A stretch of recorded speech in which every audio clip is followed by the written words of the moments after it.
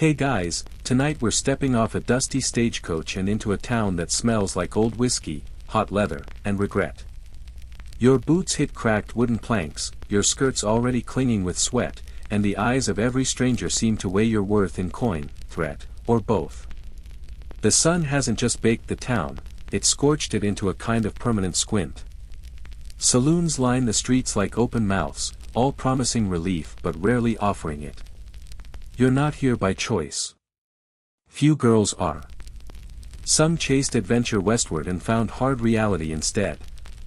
Others ran from things they'd never dare name aloud, names that no longer matter, pasts that only matter if someone recognizes you. And now, this wild place, maybe Arizona, maybe Kansas, maybe somewhere nameless, is your new world. So, before you get comfortable, take a moment to like the video and subscribe, but only if you genuinely enjoy what I do here. And hey, post your city and local time in the comments, I always love knowing where, and when, you're listening from. Now dim the lights, maybe turn on a fan for that soft background hum, and let's ease into tonight's journey together. The first thing that hits you is the smell, horses, dust, and a strange mix of cheap perfume and cooked beans. The second is the heat, inside your clothes, under your hair, between your toes. You're clutching a bag with everything you own, a spare chemise, a cracked mirror, and a tiny tin of violet-scented pomade. The town's main street feels more like a stage than a place to live. Cowboys lean in doorways, women peer from lace-curtained windows, and the whole place hums with a strange tension, like everyone's holding their breath. A sign catches your eye, Silver Star Rooms, Girls Welcome. It doesn't say what kind of girls. Inside, the floorboards groan and a voice calls out without looking, "You clean." It's not a question about morals, it's about lice, infection, and whether you're going to cost the madam more than you make. She appears, tall, corseted to the edge of absurdity, with a painted face that dares you to laugh. Her name is Mrs. Dovely, but no one uses it to her face. Most just call her Ma. She eyes you like a horse at auction. "We're full," she says flatly, even as her gaze lingers. Then, you cook. You nod. You lie. You smile. By the end of 5 minutes, you've agreed to a shared attic room, 2 shifts at the bar, and 1 night a week upstairs if the parlor girls are overbooked. Your pay is docked for food, linens, and something called a stair use fee. You don't ask. The room you're given has a tiny window, a straw mattress that sags in the middle, and wallpaper peeling like old onion skin. But the door locks, the chamber pot's clean, for now, and there's a nail to hang your one good dress. You sit, you exhale, and you try not to cry. Outside, a piano thumps out something vaguely cheerful. Laughter spills from the saloon like smoke, and someone yells about a cheating card game. You wonder if they're about to shoot each other. You wonder if that matters. Your stomach growls. You realize you haven't eaten since sunrise and that you traded the last of your money for the coach ticket. Ma tosses you a stale biscuit from the kitchen and tells you to wash your face. If you want to stay, she adds, you'd better learn to smile like you mean it. You practice in the cracked mirror. It's not great. There's a moment, as the day darkens and the saloon lanterns flicker to life, when it hits you, there's no going back. Not to the farm, not to the city job, not to your real name. This is it. A frontier town with more pistols than preachers, where your worth might depend on how well you pour a drink or flatter a man's boots. Historians still argue whether brothels like these empowered women or simply caged them with velvet bars. But in this moment, staring out that dusty window at a town full of broken promises and brass buttons, you just hope you last long enough to get paid. Oh, and fun fact, some brothels kept pet parrots that would shout scandalous phrases at customers. You haven't seen one yet, but the night's still young. Your second morning in town begins with the unmistakable clang of a pan being hurled down the back stairs. Turns out, Ma doesn't believe in gentle wake-up calls. Kitchen girls eat last, she hollers, and you scramble to make yourself look somewhat presentable before descending into the barely controlled chaos of the Silver Star's parlor. Ma is already downstairs in her floor-length navy gown, today, accented with a turquoise brooch the size of a walnut and hair pinned so tight it probably aches. She's giving orders with military precision, tossing out rules like playing cards, no drinking during shifts, no kissing on the lips, and absolutely no crying where customers can see it. You nod. Everyone nods. Even the seasoned girls pretend to care. The house madam, as you're quickly learning, is equal parts etiquette coach, drill sergeant, mother hen, and wolf in crinoline. She knows everyone's secrets. She can recite who paid in gold, who paid in silver, and who forgot to pay at all. Ma once ran a boarding house in St. Louis until a mysterious fire gave her the push she needed to change industries. You decide not to ask follow-up questions. She sweeps past, inspecting fingernails, breath, petticoats, and posture with the weary eye of someone who's been doing this long enough to know what comes next. Don't sit like you're waiting for the train, she warns you. Men pay for attention, not boredom. She punctuates it with a sharp look and an even sharper tap of her fan. You're expected to be ready by noon. Ready means hair done, corset laced, shoes polished, or at least not falling apart, and that impossible to nail down look of interested but not too available. It's like threading a needle during an earthquake. The girls call it putting on your face, but it's more like preparing for a polite ambush. She lays down the house rules again, just for you. New girls get the rundown twice. No knives upstairs. No falling in love. No credit for customers unless you want your pay docked when they skip town. And for heaven's sake, don't give out your real name. You're Sadie now. Try to look like a Sadie. You nod again. You've done more nodding in the past 24 hours than in your entire previous life. By mid-afternoon, you're assigned to shadow a girl named Ruby, who's been here for 3 years and has the resting expression of a cat who's seen too much. She walks you through the daily rhythm, tea at 2, perfume touch-up at 4, doors open at 6. Never drink with the first man. You need to stay sharp. First drinks are always the fastest trouble. You ask how she remembers all the rules. You don't, she says. You remember the ones that got you in trouble. Ma's house operates on a strict hierarchy. Parlor girls, those who entertain the high-paying clients, get the best rooms, the silk robes, and first pick of the food. Bar girls like you pour whiskey, flirt at tables, and occasionally fill in upstairs if needed. Then there are the downstairs girls, who do laundry, sweep floors, and pick lice out of wigs. You're somewhere between bar girl and backup attraction. To be clear, this is not some romanticized bordello out of a glossy dime novel. No velvet chaise lounges or champagne fountains here. There's a frayed curtain where customers wait their turn, a battered cash box under Ma's desk, and a lot of whispered negotiations that end in muttered disappointment. And still, the house runs like clockwork. Fun fringe fact, some brothels in Nevada were so organized they issued actual tokens to clients, brass coins stamped with the house name, redeemable for exactly 15 minutes of company. You imagine Ma would find that charmingly efficient. As the evening creeps in, the girls start their transformations. Corsets tightened until ribs creak, rouge dotted on with fingertips, lashes darkened with burnt match soot. You join in, quietly amazed at how performance-ready they become. Even Ruby, who still hasn't smiled once, looks like she stepped out of a traveling opera.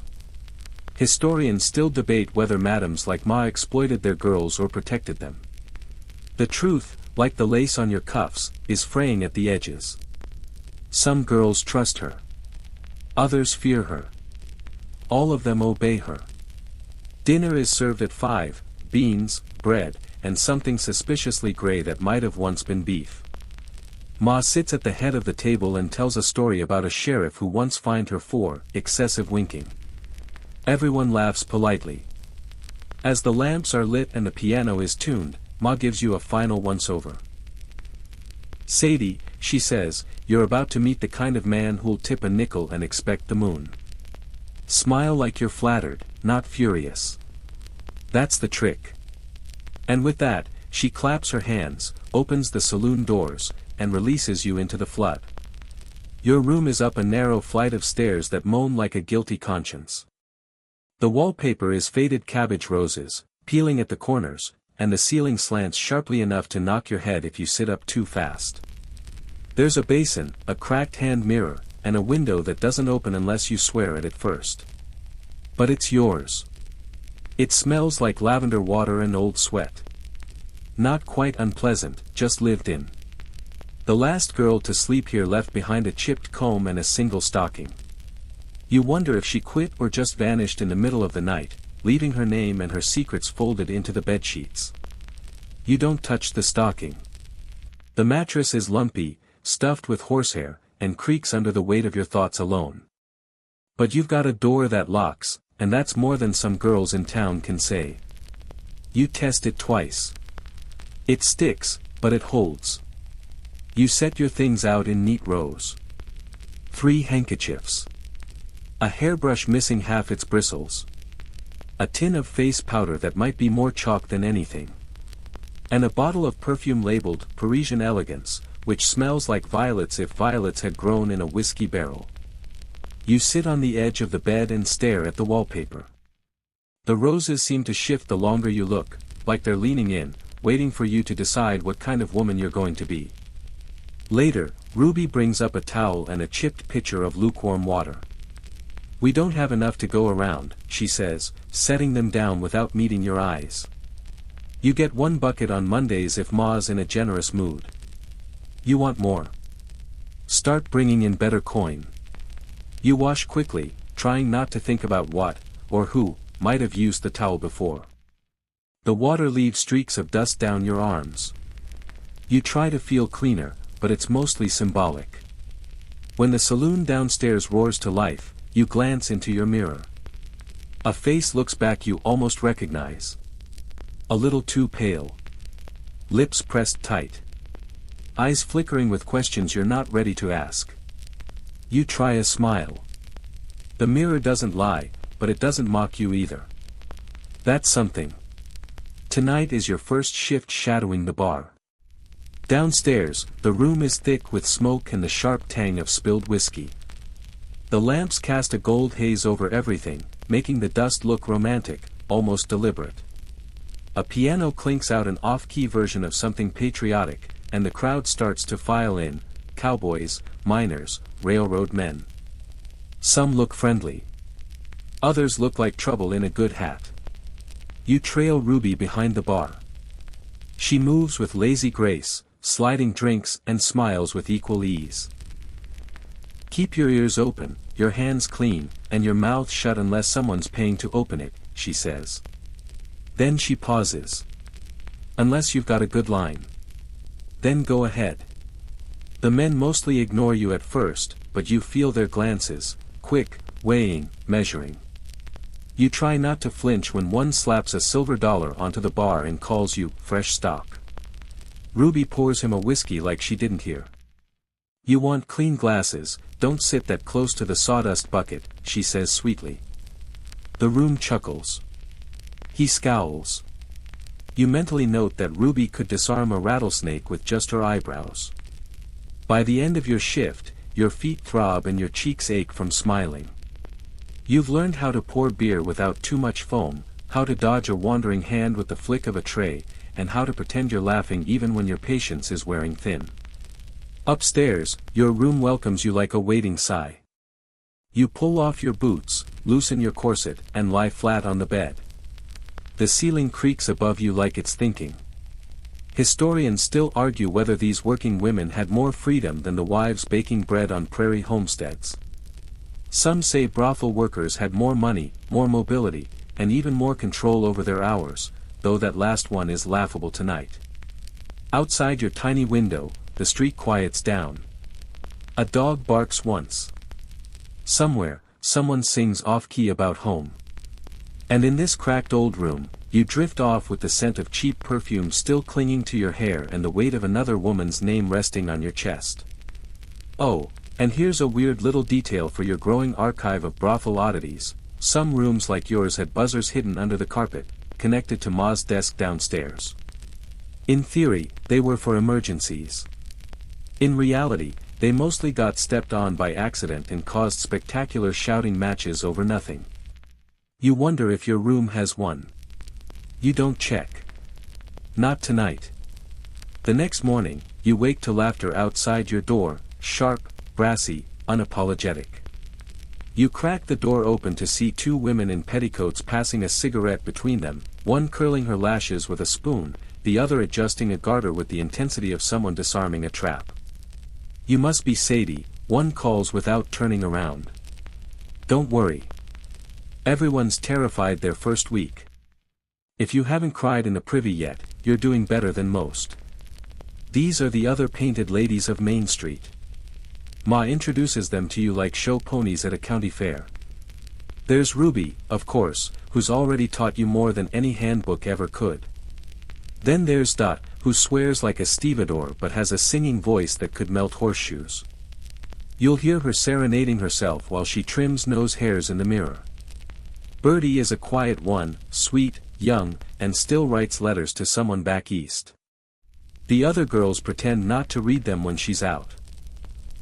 Then there's Clementine, who's been here longer than the wallpaper. She wears a crimson corset, mismatched earrings, and a look that says she's seen every kind of man and still isn't impressed. Rule number 1, she says, tilting her head toward you. Never confuse gentle with safe.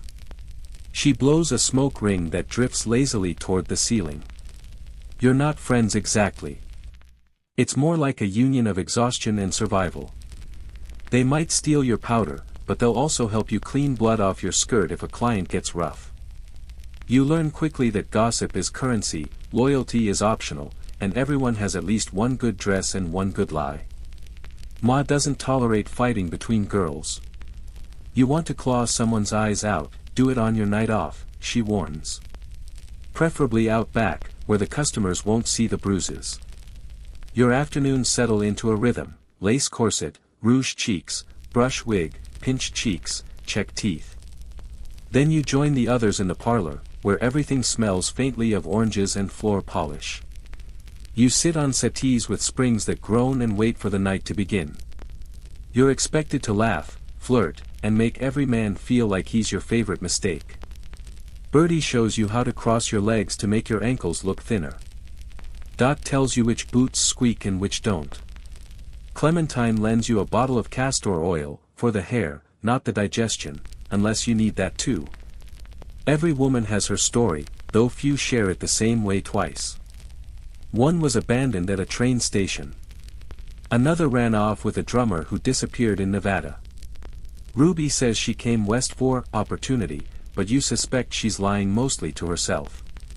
You swap dresses when someone split a seam, loan hairpins in emergencies, and share advice that sounds like riddles. If he tips before the drink, don't trust the compliment. If he asks about your real name, lie twice. Historians still argue whether these women formed true communities or simply tolerated each other out of necessity. Some diaries suggest sisterhood, others mention sabotage. The truth, as always, is both. You come to understand that the Silver Star isn't just a business, it's its own world. A strange, shimmering universe where birthdays are sometimes forgotten, but lipstick shades are remembered for years. Remember when Clem tried that purple rouge and scared the stable boy, someone says one night, and everyone howls like it happened yesterday. Occasionally, someone disappears. Ma never says much. She moved on, she shrugs. Or she didn't. A new girl arrives within a week. The room is reassigned, the mirror wiped clean, and the rest of you pretend not to notice the shoes left under the bed. There are lighter moments too. One night, someone finds a squirrel in the kitchen cupboard and spends 20 minutes chasing it through the parlor with a broom while Dot screams bloody murder. The squirrel eventually escapes through an open window, with a stolen sugar cube in its mouth and zero regrets. Fun fact of the day. In some frontier brothels, women wore bells on their shoes, not for charm, but to signal upstairs traffic. That way, no one accidentally walked in on someone's business unless they really wanted to. You wonder what kind of sound your steps would make if your boots had bells, something between a jingle and a warning. By the end of the week, you've learned how to adjust your expressions like a mirror. Flirt without meaning it. Smile without warmth. Laugh without feeling. It's not deception, exactly. It's self-preservation with a powdered face. And one evening, as the girls circle the parlor like wary constellations, you catch Clementine watching you. She nods, barely, and says, "You'll last." It doesn't feel like a compliment. It's your 5th night in the Silver Star, and your name, Sadie, remember, is finally called for something more than drink service. The way Ma says it, sharp and clipped, makes the back of your neck prickle. Upstairs. Room 3. Don't dawdle. You've seen other girls go up and return tight-lipped, red-eyed, or whistling, depending on the luck of the draw. No one ever tells you what to expect your first time. Maybe because everyone's first is different. Maybe because no one wants to admit they remember theirs. Room 3 smells like pipe smoke and bay rum. The man inside is middle-aged, sunburned, and smiling like he's doing you a favor. He takes off his boots and leaves them near the window, like he plans on staying a while. You don't ask his name. He doesn't ask yours. Instead, he offers you a coin and pats the bed. There's a tin of laudanum in your pocket, just in case. Ruby told you, a drop on the tongue dulls the edge. 2 drops and the night goes faster. 3 and you're asleep whether you mean to be or not. You haven't tried it yet. You take a breath. The bed creaks. The lamp flickers. The wallpaper stares. The next 20 minutes pass in a blur of practiced nods, whispered nothing, and a kind of mental floating that feels like sleep without dreaming. You learn that detachment is its own kind of armor. You are a painting. A shadow. A glove turned inside out. When it's over, he leaves a coin and a peppermint on the table, like tipping a waitress. The coin is decent. The peppermint is unexpected. You sit on the edge of the bed and wonder whether you should cry. You don't. Back downstairs, Ma glances at you but says nothing. Ruby hands you a glass of water. First one always smells like tobacco and regret, she mutters. You okay? You lie, because that's what you're learning to do. Later that night, you watch Dot apply a fresh coat of rouge with a fingertip she dips into beet juice. Why not powder, you ask. Powder cracks, she says. Beets hold. It becomes clear quickly that your fellow workers are more than pretty faces. They're chemists, stylists, performers, and sometimes even therapists. One girl knows how to fake tears. Another can turn a cheap scarf into a turban and claim she's from somewhere exotic. The clients eat it up. You start picking up your own tricks. How to walk so your skirts swish just enough, how to lower your voice to make men lean in, how to smile in a way that feels like an invitation without promising anything. A week in, you've learned how to read men before they even speak. The ones who apologize too much. The ones who never say please. The ones who smell like desperation and those who smell like money but tip like it's a sin. One client leaves you a single button as payment. You're not sure if it was a joke or all he had. Ma throws it in the fireplace without a word. Historians still debate whether women like you had any real autonomy, or whether the illusion of choice was part of the trap. Some argue that the madams were savvy businesswomen offering shelter and work. Others say it was exploitation, wrapped in perfume and lace. You stop caring what they think by the 3rd night upstairs. You begin hiding money in the floorboards, just like Ruby taught you. Don't trust the bank, she warned. Don't trust Ma. Don't even trust yourself after a few drinks. Trust the floor. You slide 2 silver coins into the gap behind the washstand, wedge them in with a broken hairpin. You check on them every night like they're little prayers. It's not all bad. One night, you get a client who just wants to talk. He's young, nervous, and smells like pine soap. Says he misses his mother. Tells you about a horse he once owned that kicked him in the knee and still somehow won a ribbon at a fair. He leaves a tip bigger than the others and asks nothing in return. You think about him for longer than you mean to. Fringe fact. In some towns, brothels were required to display a list of prices and services by law, like a menu in a diner. Others relied on word of mouth and reputation. At the Silver Star, Ma says, if you have to ask the price, you can't afford it. You wake the next morning with a sore hip, a crumpled dollar hidden in your boot, and a new line on your face you swear wasn't there yesterday. You smooth it over with castor oil and pretend it never happened. But the peppermint from your first night still sits on your shelf, untouched. You don't know why you keep it. Maybe as a joke. Maybe as a warning. Maybe, in some strange way, it was the kindest thing that man ever did. By now, you've stopped flinching every time the piano starts up downstairs. The notes drift through the floor like perfume, familiar and faintly crooked, like someone humming through a cracked tooth. You know what follows next, the creak of bar stools, the scrape of boots on wood, and the low hum of voices rising like heat. Mornings come late. Your body aches in strange places, hips, shoulders, even the skin under your fingernails. You wake stiff, sweat damp, and sore, as if you've been kicked by something polite enough to apologize. You sit on the edge of the bed, blink at the peeling wallpaper, and wonder if the day will be any different than the last. Spoiler, it won't. Breakfast is a bowl of lukewarm oats and a hard biscuit. Coffee is strong enough to chew. Ruby calls it wake-up tar. Birdie says it tastes like boiled regrets. You drink it anyway. Twice. Ma rattles off the schedule with military rhythm. You're working cards tonight. Sadie, bar and backup. Clementine, you've got a booking with the preacher again, try not to remind him he's married this time. No one laughs. The Silver Star doesn't rest. Even when the girls are off their feet, the place keeps ticking, linens to scrub, floors to sweep, hair to curl, hems to stitch.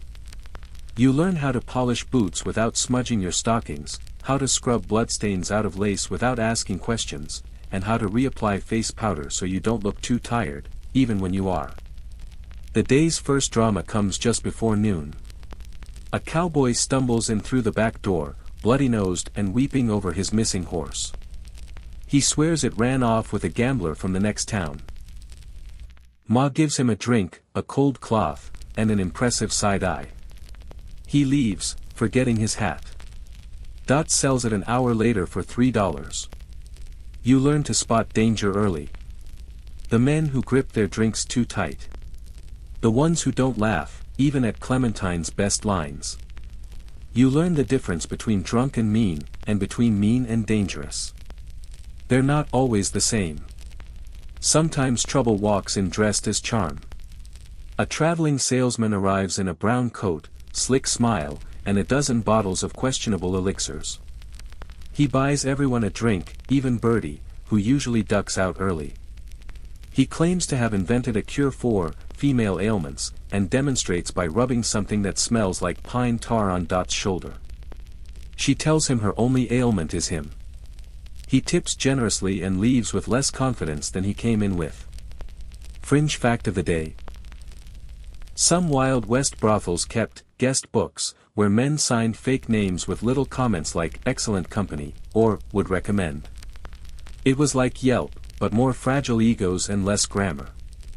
You try not to think too hard about the reviews you'd get. Later in the afternoon, you're on laundry duty, boiling sheets over a fire in the backyard, using a lye soap that makes your hands sting. Ma insists on clean linens, even if nothing else in this place is clean. A girl's got her reputation, she says, as if reputations are made of thread count. While you wring out a pillowcase, Ruby leans against the fence and lights a cigarette. I once had a man ask me to read him poetry, she says. Didn't want anything else. Just Keats, right in his ear. Paid double. She exhales a perfect ring of smoke. I didn't have the heart to tell him I couldn't read. You both laugh. You're not sure if it's true, but that's not the point. Historians still argue whether brothel work offered women more stability than domestic service or farm labor. In one, you scrub a stranger's floors, in the other, you pour drinks and pretend you like his jokes. Some girls prefer a mop. Others prefer a corset. You're still deciding. By the time dusk settles in, the aches have returned, your feet throb, your lower back sings, and your head buzzes with too many names you didn't ask for and stories you pretended to care about. You steal 5 minutes to lie flat on your back in your room, watching a moth beat its wings against the lamp. There's shouting downstairs. The poker game got out of hand again. Dot threw a chair. Someone swears they were cheated. Ma throws open the back door, marches in with her walking stick, and whacks the offender right on the shoulder. The room goes quiet in 5 seconds flat. You learn that the scariest person in the building isn't armed. She's just very organized. You go to bed with a coin under your pillow and a pin in your hair, just in case. The windows rattle in the breeze, and somewhere a coyote yelps like it's laughing at you. You whisper a thank you to the floorboards for hiding your stash and drift off to sleep fully clothed, half hoping your dreams will take you anywhere but here. The next morning, you discover someone's stolen your best hair comb. It wasn't much, a chipped tortoiseshell piece with 2 missing teeth, but it was yours, and now it's gone. Ruby shrugs when you mention it. Check Clementine's dresser. Or don't. If she took it, she needed it more than you. You decide to let it go. There's no time to brood anyway. Today is a dress-up day, which means higher-paying guests are expected, and you're expected to look as close to Parisian royalty as a girl with cracked heels and 1 pair of stockings can manage. You start your beauty routine, if you can call it that. The face powder you bought off a traveling vendor smells like clay and cinnamon. It's advertised as Venetian white. Ruby insists it contains lead. But at least it sets well, she adds, smearing a streak across her cheek like war paint. The girls get creative. Bertie curls her hair using hot pins heated on the stove. Clementine paints her lips with red ink from a broken fountain pen. Dot uses black soot from a burnt match to darken her lashes and burns her fingertip twice. You carefully apply castor oil to tame your flyaways and dab violet water behind your ears, which stings, probably because the bottle was watered down with gin. Someone hands you a jar of arsenic powder, for the cheeks. You stare at it for a second. Just don't inhale, Dot says, grinning through a mouthful of pins. Historians still argue whether frontier brothel beauty standards reflected self-expression or just survival marketing. The truth is, when a man's paying for an illusion, you make yourself look like whatever sells best. Tonight, you're going for mysterious but approachable, which basically means tight-laced and wide-eyed. You try on your good dress, the plum one with the stitched hem and the faint coffee stain near the hip. It still fits, but barely. Your corset whines as you cinch it tight, ribs pressing in like they're trying to shake hands behind your spine. Downstairs, the parlor is already thick with cologne and anticipation. The girls line up along the settee like porcelain dolls with attitude. Ma inspects each of you as if deciding whether to sell you or paint you. Clementine, powder your décolletage. Sadie, smile like you're not waiting for a stagecoach to hit you. Tonight's guests include 2 rail workers flush with payday cash, a cattleman who smells like salt pork and has an eye patch, no one asks. And a newspaper writer with a mustache so aggressive it should have been declared its own species. You're assigned to the bar, again, but Ma says you're on call for upgrades. That's code for, if the parlor girls are booked solid, you're next up. Your feet already hurt before sundown. You've got a blister the size of a nickel and half your left heel is hanging out of your boot. But you smile, you flirt, and you refill drinks with a grace you didn't know you possessed. You are a professional now, whether you like it or not. One of the guests, Mr. Mustache, tries to impress you with a poem. It's awful. something about the moon and thighs and riverbanks. You pretend to be charmed while Dot coughs pointedly behind him. Later, she whispers, if bad poetry paid rent, we'd all be rich. Still, he tips $2, which makes him the best poet in the room by your count. Between customers, you catch glimpses of the other girl's tactics. Birdie lets her clients braid her hair while she tells them stories about her imaginary twin. Clementine flirts by insulting Boots. Dot arm wrestles drunk men and always lets them win, barely. Fringe tidbit, some brothels had in-house beauty treatments using crushed pearls, coal dust, or raw egg masks. Others sold tonics that promised to remove freckles, because apparently, God forbid anyone look like they ever stepped into the sun. By midnight, your makeup is half melted, your corset has bitten a crescent moon into your ribs, and you've developed a mysterious rash from the new rouge. You peel off your boots and let out a noise that's halfway between a groan and a prayer. Your room welcomes you like an exhausted ant, unimpressed but supportive. You wash your face with cold water, count the silver in your stocking, and check that the floorboard stash is still intact. It is. You add 3 coins and whisper, thanks again, just in case it helps. You catch yourself in the mirror. Rouge smudged, one earring missing, mascara pooling under one eye. You look like a girl who's been awake too long in a town that never truly sleeps. But there's something else there now, too. Something sharper in your stare. A flicker of steel beneath the silk. You sit on your bed, holding a cracked perfume bottle in your hand like it's some sacred relic, and think, I might make it after all. Your sleep is shallow, splintered by drunken laughter drifting up from the street. The mattress, stuffed with hay and who knows what, has started to collapse in the middle like a defeated soufflé. You lie on your side, knees curled, listening to the scratch of mice behind the wall and the distant tinkle of piano keys someone forgot to stop playing. At sunrise, the whole room is bathed in gold, but not the rich, warm kind. This is raw, desert light that exposes every crack in the paint and every wrinkle in your soul. You sit up, joints protesting like rusted hinges, and begin another day. There's no breakfast waiting. If you want food, you make it. If the kitchen's already raided, you skip it. Ruby found a bag of biscuits behind a crate of gin last night and generously shares half a broken one. It tastes like chalk and sweetness, but it's something. Today is bath day, and that's both a blessing and a logistical nightmare. There's only one working tub for 8 girls, and the water gets recycled after each use, unless you're lucky enough to be first, which you never are. Dot is already in the tub, humming a song with no words, her knees poking out like pale, knobby islands. You strip behind a curtain and wait your turn, hugging your elbows. Bathing here isn't relaxing, it's strategic. You scrub quick, skip the soap if it's run out, and try not to think about whose dirt came before yours. Historians still argue whether these shared baths were a form of intimacy or just a sign of desperation. Some say it created bonds among the women. Others say it bred resentment.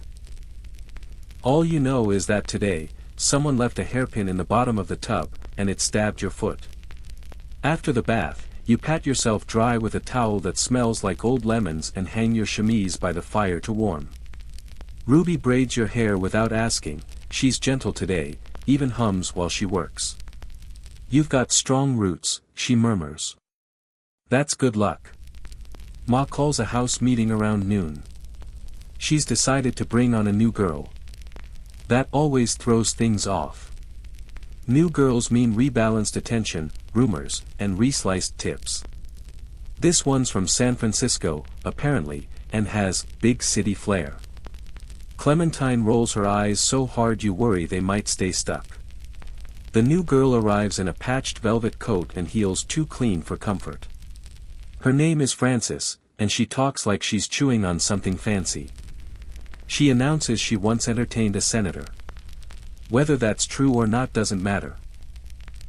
What matters is how she carries herself, like the rest of you should be polishing her boots.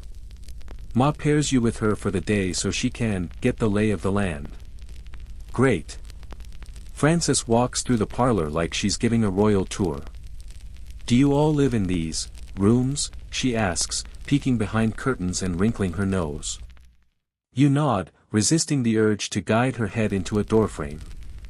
She's got stories, though, wild ones. Of gamblers with diamond teeth and pet monkeys in tuxedos.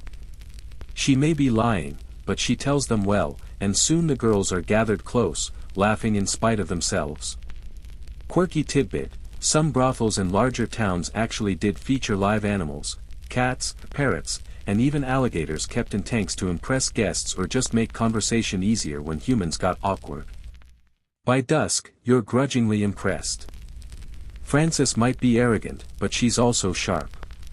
She memorized everyone's name in an hour, and somehow got Ma to give her an advance. You've been here for months and still haven't dared ask. Evening falls, and you're back in the bar, Frances beside you in a borrowed dress that doesn't quite fit.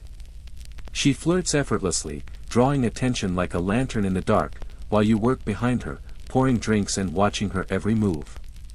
Part of you wants to dislike her. Part of you wonders if you could ever be that smooth. Later, you find yourself alone in the kitchen, soaking your feet in a chipped basin and thinking about nothing at all.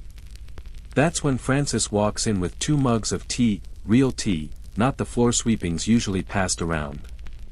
"Peace offering," she says. You raise an eyebrow. "You did fine today," she adds. "Better than I did my first week anywhere." You take the mug. Sip. It's still hot. That alone feels like a miracle. "Don't worry," she says, settling onto a crate across from you. "If you make it past your first heartbreak here, you'll be just fine." You laugh. Too late. Then you're already ahead of the game. The clock ticks softly in the background as the two of you sit in the glow of the stove. You're not friends. Not yet. But you're no longer strangers either. The next morning, you're awakened not by the sun or shouting, but by the rare sound of silence. The house is quiet, too quiet, and for a second, you wonder if something's gone terribly wrong. Then you hear it, the low creak of the front door opening, followed by heavy boots on the stairs. Sheriff Beckett. You sigh and roll over, shoving your face into the pillow. He's not here for trouble, usually. Just a routine check, which is his way of saying he's bored and wants coffee with a side of attention. Ma tolerates him because he keeps the worst kind of lawmen out. You tolerate him because he tips in silver when he's had a good poker night. Still, there's always that flicker of unease. Lawmen can turn on you faster than a desert wind. One minute you're pouring their drink, the next you're being hauled off for improper conduct, the definition of which changes depending on who's watching. You pull on your day dress, wrinkled but cleanish, and tiptoe down the stairs. Frances is already in the parlor, seated gracefully like she's about to pose for a daguerreotype. Sheriff Beckett tips his hat to her and gives you a once-over that makes your skin crawl. "Ladies," he drawls, "you're lookin' like spring blossoms today." "Ah, Sheriff," Frances coos, "you always know just what to say." You pour his coffee, black and scalding, the way he likes it. "No fresh biscuits today," you add. "We're rationing charm." He grins but doesn't laugh. "Just came to make sure all's quiet in the nest." Then he turns to Ma, who's appeared in the hallway like a ghost in her faded blue wrapper. "Word is, there's a rail crew passing through. Might get rowdy." Ah. That explains the tension. The arrival of a rail crew is a double-edged sword. More customers, more money, but also more chances for fights, breakages, or worse. These men ride in covered in soot, drunk on boredom and pay, itching to spend both like they're allergic to saving. By late afternoon, the piano's been polished, the chairs rearranged, and you've been assigned to greeter duty, translation, be the first face they see, and try to look like this isn't a slightly crumbling circus act held together by ribbons and nail polish.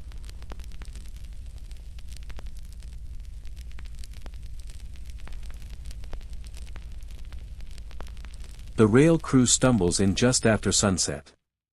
They're loud, sunburnt, and dragging dust in by the pound. One has a dead rabbit in his satchel. Another asks if the bathtub is co-ed. Ma pastes on her most withering smile and reminds everyone that this is a refined establishment.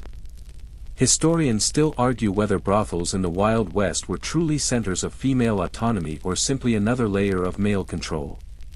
What's clearer is that women like you are often unofficial town diplomats, diffusing fights, calming drunks, even settling bets before fists could fly. Tonight, you're doing exactly that. A disagreement over poker nearly turns into a bottle-breaking brawl before you nudge the loser into a chair and distract him with some exaggerated tale about France's Senator Souter. She hears you and shoots a warning glare, but secretly seems pleased. Later, as the parlor fills with music and smoke, you spot Clementine dancing with one of the younger men, both laughing like they don't live in a house held together by secrets. Ruby plays the piano, fingers light and graceful despite the swelling in her knuckles. Francis leans in close to a red-faced foreman and whispers something that makes him forget how to breathe. And then there's you, moving from guest to guest, smiling, calming, redirecting. You feel a little like a saloon angel, only without the wings or the freedom to fly. Quirky tidbit of the night. One of the men insists he once visited a floating brothel on the Mississippi, a riverboat filled entirely with working girls and whiskey. You raise an eyebrow, and he swears it's true. All aboard, if you know what I mean, he winks. Eventually, the energy shifts. The drinks catch up to them, and some of the crew start dozing off in corners. One collapses in the hallway muttering about cursed gold and haunted rail ties.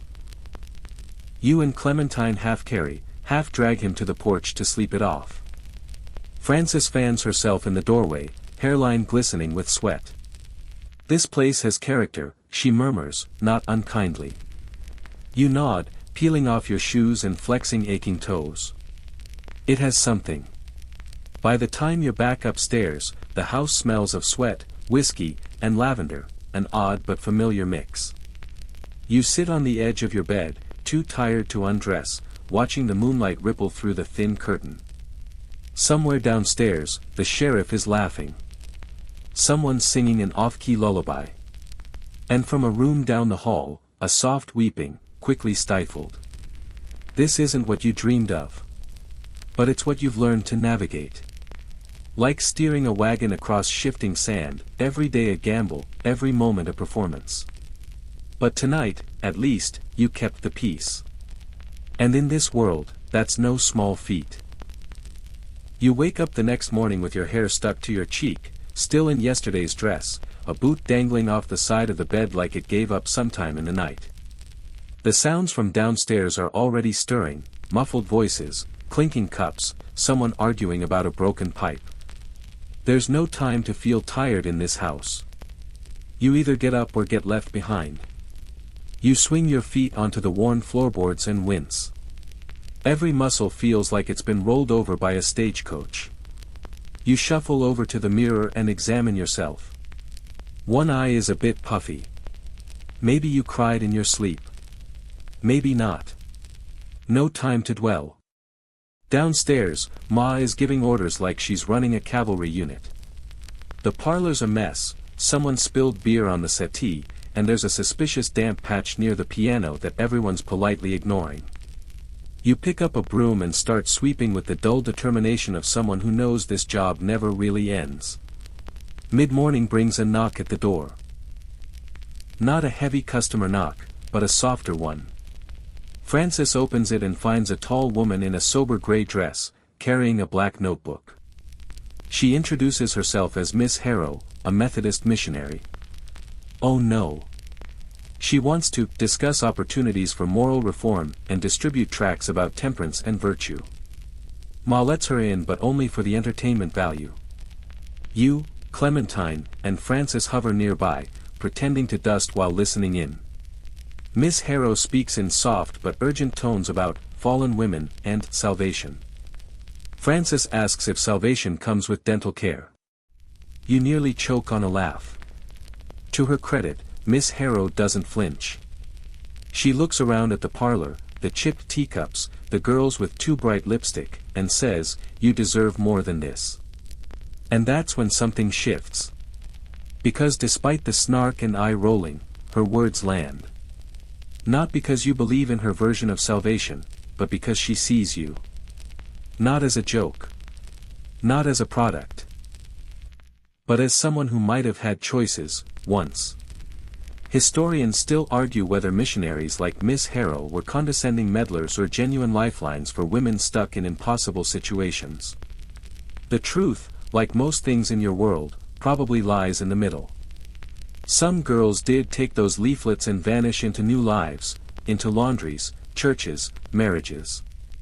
Others burned them in the stove and poured another drink. After Miss Harrow leaves, Ma calls everyone into the parlor and makes a surprising announcement: "If any of you want out, you come to me first. No judgment. But you leave clean. No debts. No midnight flits." It's a rare moment of softness from her. One that sticks with you for the rest of the day. By the afternoon, the house settles into its usual rhythm. Ruby is mending a curtain with her ever-present thimble. Clementine has her hair in curlers and her feet in a basin. You sit beside her with a deck of cards, playing a lazy game of patience while the sun stripes the floor. Then someone mentions the list. It's not written down anywhere. But every girl in the house knows it. The list of who might leave next. Frances is always at the top. She has a cousin in Kansas City and enough savings tucked into the lining of her trunk to start over. Clementine's name goes back and forth depending on her mood. Ruby insists she'll never go. And you? You don't know where they'd place you. Maybe near the bottom. Maybe off the list entirely. Quirky tidbit of the day. Clementine swears she saw a ghost in the stairwell last night. A woman in a green dress, dripping wet, staring into the mirror. Probably someone who got tired of sweeping, you mutter.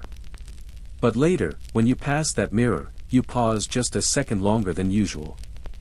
That night, as you dress for the evening, you linger over your choices. Something blue, something that brings out your eyes.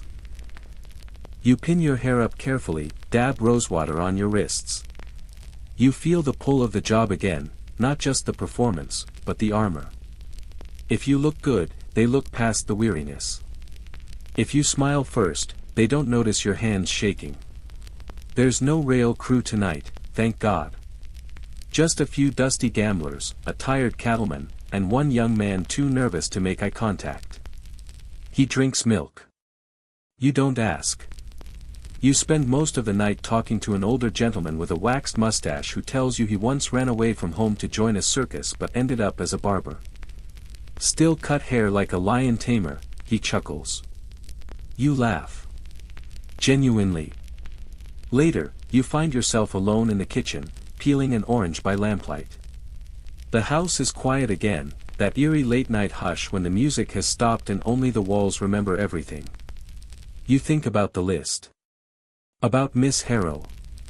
About the way your name would sound outside this town. Would you ever leave? And if you did, what would you miss? You pause, orange rind curling like ribbon in your hand. Maybe you're not ready to know. Not yet. You don't sleep well that night.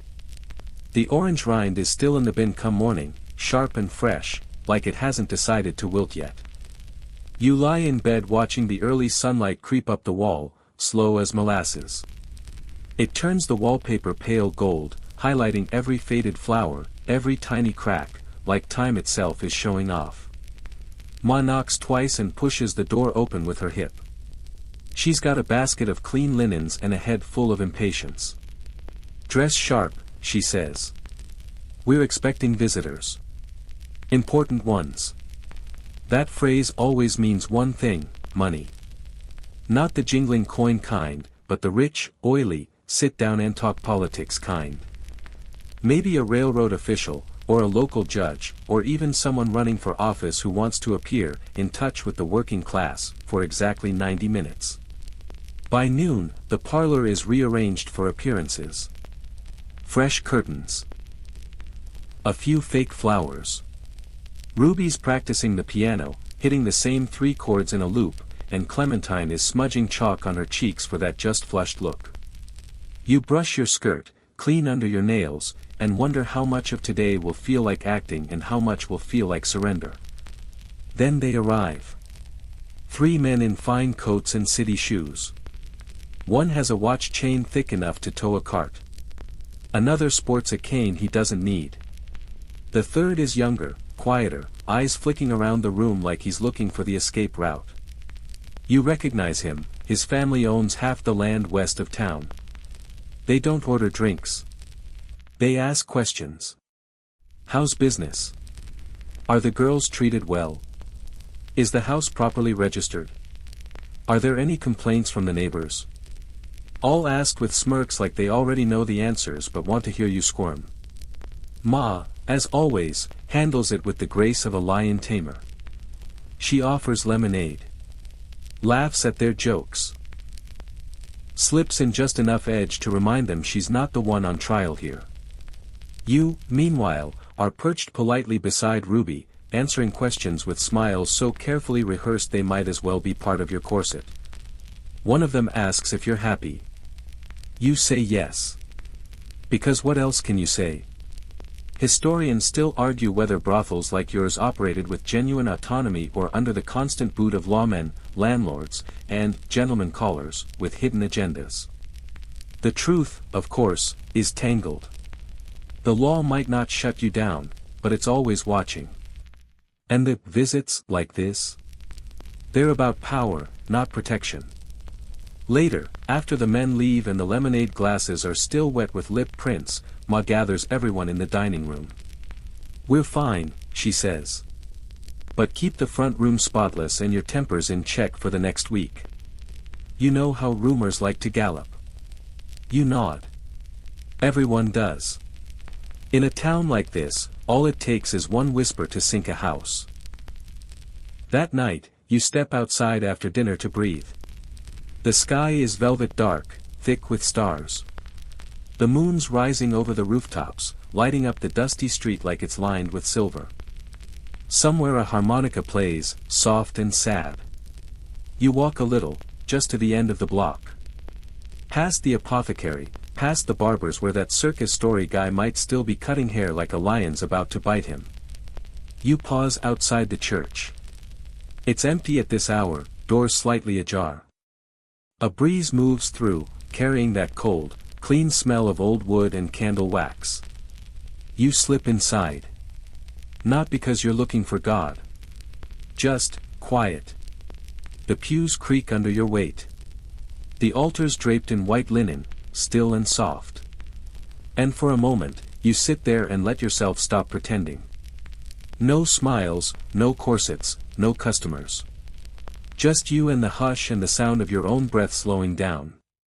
Clementine finds you there 20 minutes later and sits beside you without saying anything. She smells like lavender and tobacco and whatever powder she dabbed on her wrists. You sit together for a long time, 2 painted women in a place built to forget you exist. Quirky tidbit. The preacher's dog sometimes wanders in and naps in the front pew during sermons.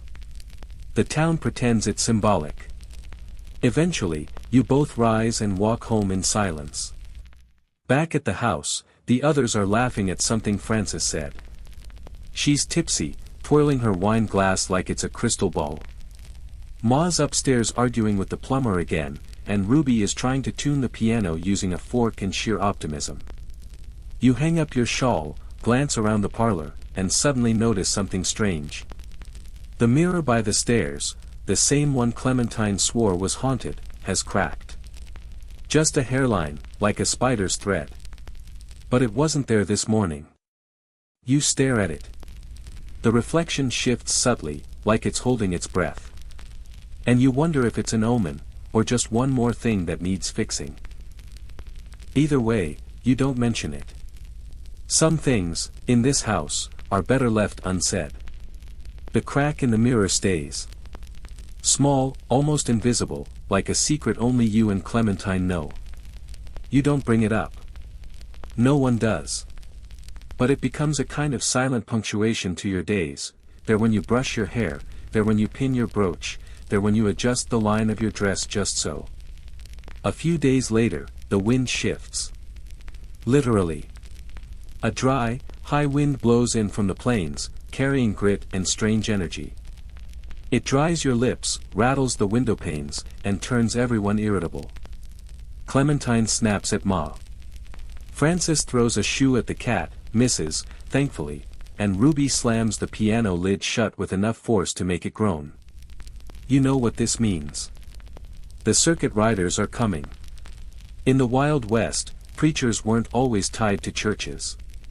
Many were wanderers, circuit riders. Traveling between settlements, holding makeshift sermons in barns, schoolhouses, or saloons with the tables pushed aside. They'd arrive in town with dust on their boots, a Bible in one hand, and righteous fury in the other. And whenever one came through, the town got jumpy. This one's name is Brother Elam. You've seen him before, tall, leather-skinned, with eyes like boiled pennies. He smells of sweat, horse, and absolution. Last time, he ranted in the square for 2 hours about Jezebels, brimstone, and women who lured men from the path of righteousness using only rouge and thighs. Ma made lemonade and watched from the porch. This time, he sets up near the old well and bangs a tambourine like he's warding off demons. The devil walks among us, he bellows. And he's wearing perfume. You know who he means. Everyone does. By nightfall, the tension is thick enough to spread on toast. Customers come in jumpier, quieter. One man leaves early, muttering that he can hear God breathing on his neck. Even the piano sounds tentative, like it's afraid to be caught dancing. Historians still argue whether moral crusaders like Elam truly swayed public behavior or just stirred dust and gossip. You lean toward the latter. He shouts, the town listens, then goes right back to its routines, mostly. But for you and the girls, his presence is a reminder, you're always one sermon away from becoming a symbol. Ma doesn't take it lightly. She cancels 2 appointments, tells everyone to keep low profiles, and forbids anyone from walking near the general store without gloves. You're back to whispering in the parlor, pouring tea like you're hosting a garden club instead of a business. But Elam's voice won't stay outside. One evening, he stands right outside the brothel gates and hollers about Babylon. Ruby pulls the curtain back just enough to see him, then lets it fall. I swear, if he says, harlot, one more time I'm going to throw a corset at him. Frances laughs, nervously. Make it one of Clementine's. They've got more force. You all giggle, and for a moment the room feels lighter. It always does when you're laughing together.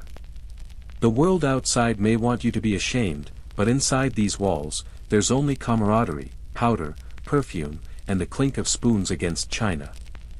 Later that night, you're sent upstairs with a man who doesn't talk much. A quiet rancher with weathered hands and the kind of eyes that say he hasn't had a decent conversation in weeks. He takes his boots off like they weigh 100 pounds. When you offer him a drink, he just shakes his head. He doesn't ask for much, just a bit of company. You sit beside him on the edge of the bed, listening to the wind creak through the shutters. After a while, he says, they tried to burn down a house like this back in Arizona territory. Preacher got everyone worked up. Called it a cleansing. Women barely got out. You blink. That wasn't the story you were expecting. Some people think virtue's a matchstick, he mutters. The man pays, thanks you softly, and leaves. But his words don't.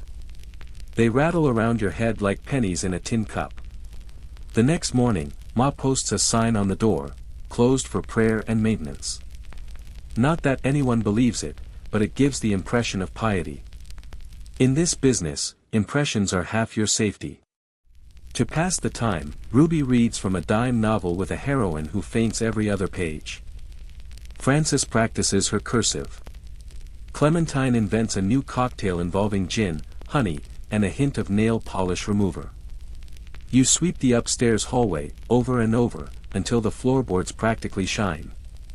You even visit the church again, this time in daylight. It's empty again, though someone's left a bouquet of daisies by the pulpit. You sit in the same pew. No thunderbolts. No ghostly warnings. Just a little peace. Quirky tidbit: some women in your profession used to wear crosses, not out of irony, but as a superstition. A charm against violence. You start wearing one, too. Just in case. By week's end, Brother Elam moves on. He leaves behind a town full of suspicious glances and a few freshly scorched pamphlets on doorsteps. The wind dies down. The mirror's crack is still there, but it hasn't grown. Life at the house resumes its usual rhythm, slow and glittered with both routine and uncertainty. You light a candle on your windowsill that night. Not for Elam. Not for salvation. Just to watch it flicker. You don't realize how much the tension weighed on you until it lifts. It's like removing a corset after a long day. Your lungs can finally expand again, your shoulders drop half an inch, and the air in the brothel tastes slightly less stale. Business resumes with a strange mix of eagerness and hesitancy. The regulars come back first, offering nervous smiles and double tips as if to apologize for their temporary righteousness. The saloon next door starts playing music again. A shipment of silk arrives, and Clementine claims a bolt of it for a new dressing gown that's such a vivid red, it makes your eyes water. You begin to feel like yourself again, until the letter arrives. It comes in the morning mail, sandwiched between a seed catalog and an ad for snake oil.